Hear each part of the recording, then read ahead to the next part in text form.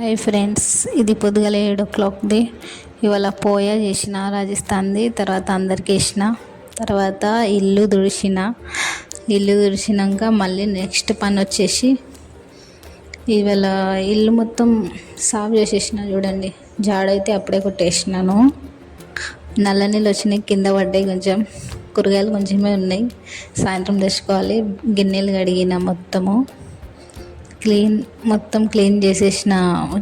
వంట గది ఈ పని అయితే అయిపోయింది. వేడి నీళ్ళు అసలుకి పెట్టుకున్న గిలాసులు గిట్లా జమ చేసి గిలాసులు పెట్టేసిన స్టవ్ మీద. దాన్ని ప్లేట్ పెట్టేసి వేడి నీళ్ళ కోసం, వేడి నీళ్ళు నాకే, ఎవరికో కాదు నాకే, వేడి నీళ్ళు పెట్టుకొని స్నానం చేస్తా.